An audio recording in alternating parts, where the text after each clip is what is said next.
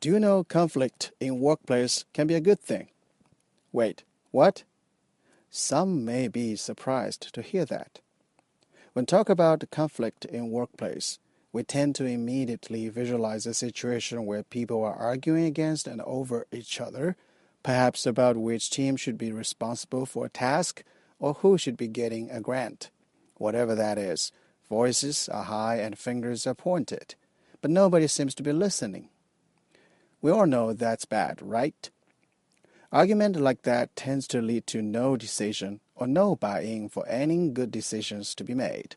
Worse, it can affect team cohesion and morale, weakens relationship, and even impact personal health when it gets really bad. So we try very hard to avoid such conflict, especially in government offices. Nobody wants to be on the side shouting at somebody else, and certainly not be on the other side being shouted at. But perhaps the pendulum has swung in this direction a bit too far. Have you ever had these feelings at work? Meetings are boring. Controversial topics critical to team success are being ignored. Not all opinions and perspectives of team members are being expressed or heard. Too much time and energy are being wasted on posturing and interpersonal risk management. Back-channel politics and personal attacks sneak around and even thrive. It won't be surprising if you checked more than one items on this list. These are one group of the symptoms of a dysfunctional team identified by the author Patrick Lencioni in his popular management book, The 5 Dysfunctions of a Team. And the dysfunction that causes these symptoms is a fear of conflict.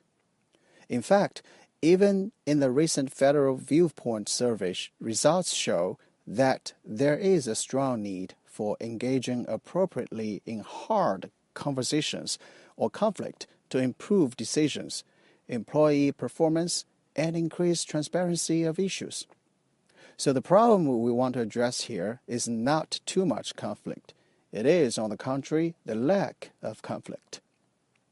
We're either so afraid of hurting others' feelings or getting hurt because we know it's not going to be well received when expressing a different opinion that we try very hard to avoid conflict. And that fear of conflict is not good for either the individuals or the team as a whole. When opinions are not being expressed or heard, it leads to poor decisions or no commitment to decisions made. And in the long run, the negative effects will continue to build and ferment until it eventually implodes. As Patrick Lencioni showed in his pyramid, the fear of conflict leads to the lack of commitment, which in turn leads to the avoidance of accountability, which then leads to the inattention to results. And in the end, the team fails. So we need to switch thinking. We should acknowledge that conflict can be actually healthy, and healthy conflict can be good. Healthy conflict is a conflict where all sides focus on the issues at hand, not personality styles or other personal attributes. Carefully listen to what others have to say and engage in active debate based on facts. Properly managed, healthy conflict can have many positive impacts on both individuals and organizations. It promotes learning personally and organizationally through difficult problem solving and open conversations. It enhances creativity and interchange of opinions, ideas, and perspectives through constructive challenges and crucial conversations.